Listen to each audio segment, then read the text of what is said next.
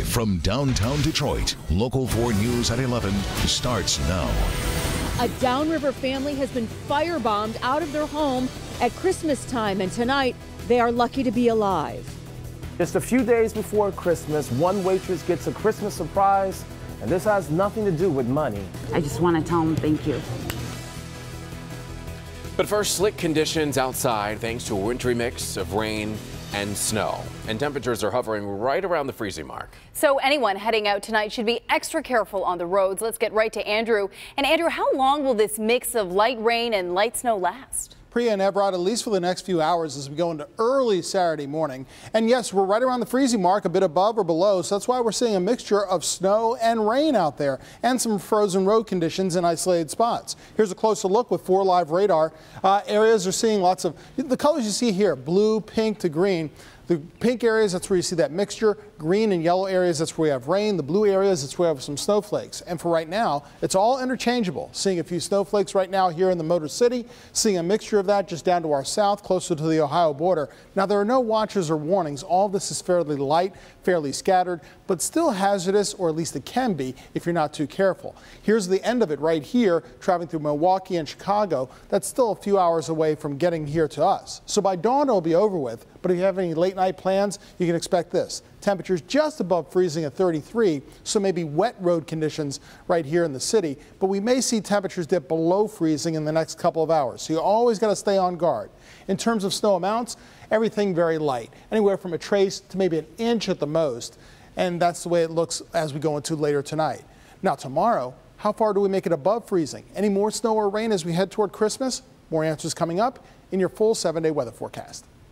All right, Andrew, we'll see you then. A Downriver family lucky to be alive tonight after their home is firebombed. They've lost everything, and fire investigators are looking for the man responsible. Let's get right out to our Mara McDonald. She's live in Ecorse with us tonight. And Mara, it was Ecorse police who actually pulled the family members out of the house. Everett, they absolutely did. I mean, imagine, if you will, it's early in the morning. Everybody in that house is fast asleep. Someone throws a Molotov cocktail in there. The family doesn't hear it because it doesn't break a window. Next thing they know, they hear Ecorse police busting through the door and telling everybody they had to get out of the house. No, ma'am, we lost everything in the fire. This is what's left of the interior of the home Latasha Berry was renting. Nothing made it out except for Latasha and her 3 children. As of right now, I'm taking it day by day. See what's going to happen. Ecorse police are working leads, but the reality is someone made a Molotov cocktail and threw it into the home. And thank God his throw wasn't that great. If it had gone through a window, they'd likely all be dead. But it hit the middle of the rear of the home, giving police time to get the family out. Latasha says there have been many people who have been kind since this happened, but her children are all in borrowed clothes and they're scrounging for food.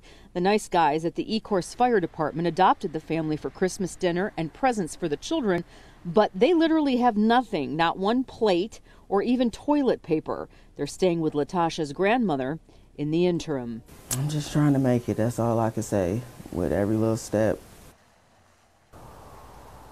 Back here live, Latasha's grandmother has started a GoFundMe page for the family. If you're interested in learning more, all you have to do is head over to our web channel. That's clickondetroit.com. We are live in Ecorse tonight. I'm Mara McDonald, Local 4. Really feel for this family. All right, Mara, thank you. Well, deputies have released a surveillance picture of the man they say robbed and sexually assaulted a woman inside a laundromat in Pontiac. Yeah, this happened around 2 this morning at the Baldwin Coin Laundry. Police saying the man knocked on the door, and when a female employee told him that he needed clothes to wash in order to come in, he told her that he was washing his coat. And once inside, he robbed the clerk and then sexually assaulted her. If you have any information about this incident, please call police. Detectives in Oakland County are focusing on a Berkeley home in connection to the disappearance of Danielle Stislicki. Investigators have searched this home several times now in the last few weeks. We know a couple lives in the home, but their names have not been released. The Farmington Hills woman vanished on December 2nd. Police believe she is a victim of a crime. A reward close to $129,000 has been collected for any information leading to her return. And the same man is believed to have robbed banks in Taylor and Detroit this afternoon. Investigators say this man robbed the Alliance Catholic Credit Union in Taylor at around 2 o'clock. Less than an hour later, he robbed the Fifth Third Bank on Telegraph on Detroit's west side. In both robberies, the man showed the teller a note demanding money. Investigators say he got away in a black car with a broken driver's side taillight.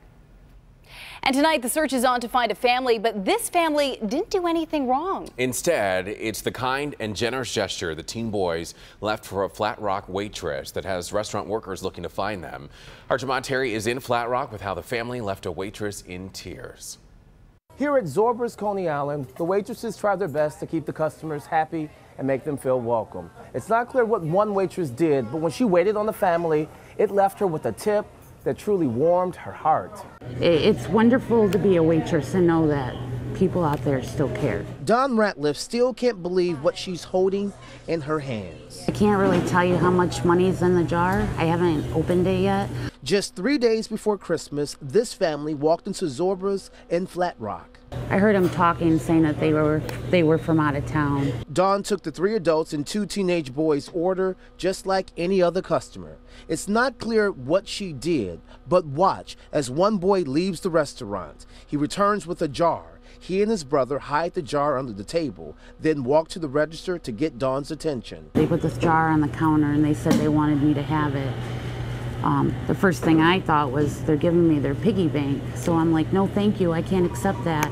It was no piggy bank. Instead, a Christmas jar. Inside, she found a special message. May the love of Jesus be with you this Christmas. So I just want to tell them thank you. Now, Dawn thinks she understands what this jar represents. I take it as 2 young boys saved all year to give this jar to give somebody an awesome Christmas. Watch as she hugs the boys before the mystery family leaves. Over the years, Dawn received many tips, but this one warms her heart and reminds her what the holidays are all about. That giving is more important than receiving. Dawn tells me she will take that jar and have her own children fill it up and then pass it on to someone else next year. Reporting in Flat Rock, Jamont Terry, Local 4. Paying it forward. I love that. Well, a grandmother delivered her grandson at home, and after spending weeks in the hospital, the beautiful baby boy made it home just in time for Christmas.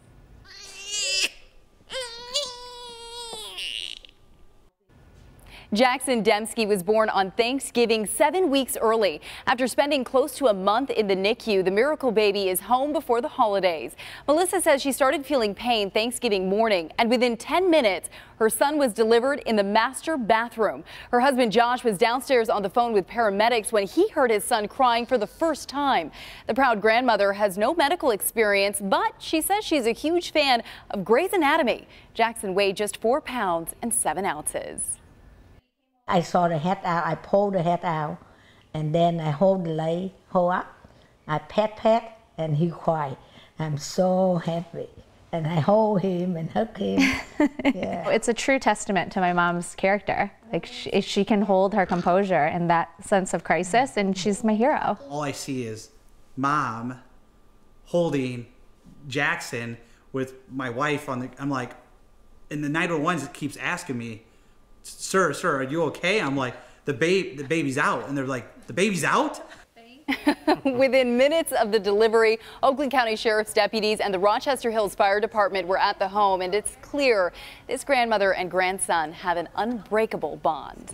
It's also her birthday today. Well, happy birthday. And his big sister was born on New Year's Day. He was born on Thanksgiving. Wow. They're just holiday babies in that holiday home. Birthdays. Yeah, absolutely. Wonderful family. For anyone who still has some holiday shopping to do, the malls will be open on Christmas Eve. Yeah, let's start with Somerset in Troy. It opens tomorrow at 9 a.m. and then closes at 5. Great Lakes Crossing in Auburn Hills and Partridge Creek in Clinton Township open at 9 o'clock and then close at 6. And 12 Oaks Mall in Novi will also be open from 9 until 6. So you still have some time to get that perfect gift. All right, still ahead, Star Wars actress Carrie Fisher hospitalized after suffering a heart attack on a plane. And new tonight how her family says she's doing following the in-flight emergency. And a 91-year-old with Alzheimer's handcuffed and tased. We've got the new disturbing video that has a sheriff's deputy under investigation. Kim? Whether you spend an afternoon or the weekend, It's a local place to sip, savor, and experience wine. It's kind of off the beaten path. I'm Kimberly Gill. Come take a ride with me and I'll show you where the fun is being uncorked. Your favorite red or white wine could be closer than you think. These wines are terrific. Vineyards close enough you could say they're local, growing grapes to make everything from Chardonnay to Cabernet. And as we head into the holidays, we're looking back on some of our favorite and most popular stories. And taking you to epic wine country is one of them. As our Kimberly Gill shows us, you can go there and back in the same day or turn your visit into a weekend getaway. Take a drive over the border into Windsor and head toward the Lake Erie North Shore. You'll leave the city behind and drive toward the Essex-Pelee Island coast, an area known as Epic Wine Country. It's kind of off the beaten path. Lots of people have never been here before and they have no idea that it's great. It's so close. And we have 18 wineries. Oh, I like that word. Tom O'Brien is the president and founder of Cooper's Hawk Vineyards Winery. He says over the last 50 years, growers have fine-tuned which grapes grow best in their region. A lot of the wines that we produce in Ontario and at Cooper's Hawk Vineyards are similar to the varietals that you can get from Germany, from France. Cabernets, Merlots, Cabernet Francs, Cabernet Sauvignon, Chardonnays, Rieslings, Pinot Noir. He says the region is actually on the same latitude as Northern California and Bordeaux, France, making it a great area for vineyards. So Charbideo is named after the three grapes that are in it. There's Chardonnay, there's Vidal, and there's Viognier. It's a beautiful, beautiful facility. The wine tasting is great. These friends drove to Cooper's Hawk for their girls' get-together. I'm going to try the Chardonnay. All right, everyone, welcome to Farm Dog Cycles. But others choose to experience wine country by bike. Today we're going to visit 3 wineries. Megan Belsely and Liam Brennan started Farm Dog Cycles 5 years ago.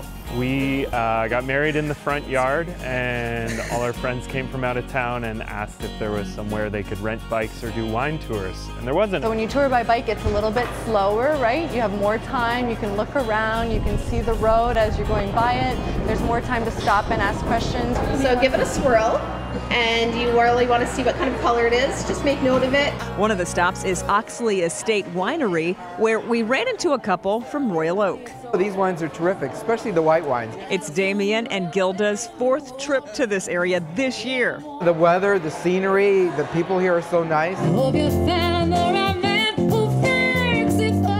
O'Brien says 15% of visitors to Epic Wine Country come from Southeast Michigan and Northwestern Ohio. And this couple thinks more should check it out. Because you can walk through the fields and see where they grew it, talk to the person that grew it, and see how it was grown, know what's in it, what's not in it. It's just awesome. It's about getting people out to relax and enjoy themselves and have a wine experience. Stephen Mitchell is president of Sprucewood Shores Estate Winery right on Lake Erie. This is a lifestyle experience. When you come to a winery, it's not just about the retail experience of buying wine. We've got paddleboarding going on. We've also got live music out by the water. People are outside sipping wine, enjoying picnic baskets that you can purchase here, and just enjoying a great day. A number of the wineries now are attaching restaurants to it. We have tours, we have concerts here, we have plays here. We have a jazz series. We're getting more and more B&Bs around here. There's a few small, quaint hotels. For Damien, its proximity to home makes this wine country just that much more inviting. We were sipping coffee in Royal Oak at 9:30, and now we're riding our bikes here in Amherstburg, Kingsville, 4 hours later. And we're going to head home tonight. Cheers again. The wineries are open through the holidays, but check the hours before you go. If you want to know more about Epic Wine Country, we've put links on the lifestyle page of clickondetroit.com. I'm Kimberly Gill. Back to you. It looks so relaxing. I know, and so much fun. Yeah, the weather probably not like that right now. So we have to just imagine and maybe make plans for it in the summer. That's right. A little more stressful right now with some of the hazardous conditions out there, but not impossible to get out if you're going out late tonight or even tomorrow morning. By morning, all of this will be gone, but it will have left over either a freshly fallen coat of snow on some area roads or sidewalks, and certainly some wet conditions out there, even possibly some icy conditions, especially on ramps, bridges, and overpasses. conditions. And this is what we're getting here, a mixture. Because we're hanging around the freezing mark, you see it's 33 degrees here at the station. Just above freezing in Mount Clemens, also in St. Clair Shores, that's where you see rain, but not too far away in places like Troy, Birmingham, even the western edge of Macomb County, we're seeing a bit of snow showing up in blue because temperatures are either at or below the freezing mark. Same thing in the Dundee area, rain-snow line right on top of that city. And we have more moisture off to our west. Now here's the end of it here, just to the east of Chicago. Eventually that will be moving through, but not for a few more hours. Much of it will be gone, though, by the time we wake up on Saturday morning. Leaving in its wake, not that much snow. When you join me tomorrow morning on Local 4 News today at 6 a.m., we're looking at this. Anywhere from a trace to maybe an inch of new snow at the most in places like West Bloomfield. Down to our south in our south zone, south of Michigan Avenue, barely a trace to around a ½ inch of snow. That's where temperatures stay just above the freezing mark much of the night. Maybe an inch or more in our west zone, places like Milford, also portions of Livingston County, areas west of 275, and north of Hall Road, we're looking at maybe an inch or slightly more as well. From northern Oakland County, areas north of Hall Road into the Thumb. 33 right now over at the airport, still above freezing, with visibility down to 3 miles. That's another thing. Visibility is a bit lower depending on how heavy the precipitation is. It's another reason to be careful driving tonight. What if you're traveling tomorrow? Well, if you're flying down to the south, the plains, including Oklahoma into Texas, got some rain there. Up and down the East Coast, relatively dry, with the exception of New England, some snow north of Boston. In the Rockies, places like Denver, also Salt Lake City, experiencing some snow. Cloudy but mostly dry conditions along the West Coast. And I'll update that travel forecast for you throughout the entire weekend. Temperatures around the freezing mark just north of 8 Mile and just below it. So generally staying in the low 30s for right now. But the precipitation that moves through, it moves through relatively quickly. That's why I think amounts are going to be on the light side. Some of the more persistent precipitation happening now. You can see by morning at around 4 a.m., as early as that, before sunrise, much of it is gone. Temperatures tonight stay right about where they are, maybe 30 at the lowest. Again, a trace to about an inch or slightly more of fresh snow by tomorrow morning. Now tomorrow afternoon, Christmas Eve, we're looking better. Some more thawing with a high of 39. Hanukkah begins and sunset is at 5:06. On Christmas Day, hey, we start off with some fog, so kids, Rudolph will be working very hard with his bright nose, getting presents to all of you before morning actually occurs. 30 degrees to start off on Christmas, 38 for a high. Start of Kwanzaa on Monday, that's our warmest day with 52 before it gets chillier. Everyone's still in the Christmas spirits. Hello, Monterey Lane in Rochester Hills. Oh, beautiful nativity scene. Look at the lights all aglow. You got the Christmas tree up. Who could ask for anything more? Thanks a lot, Monterey Lane. You're our latest holiday lights specialists tonight. Well, there you go. It was beautiful. I drove by that tonight. Oh, you did? Oh, yeah, wow. it was Wonderful. stunning. We paused, my cameraman and I, and took a look at it. Took it all in. Yeah, we wanted to put it up today. Wonderful. Yeah, it's Alrighty. gorgeous. All right. Thank you. All right, still ahead, a couple decorates their house with nothing but Christmas trees. New tonight, how much it's costing them to keep all 110 Christmas trees lit up during the holidays. But first, Star Wars actress Carrie Fisher suffers a heart attack on board a plane. Up next, new information on her current condition.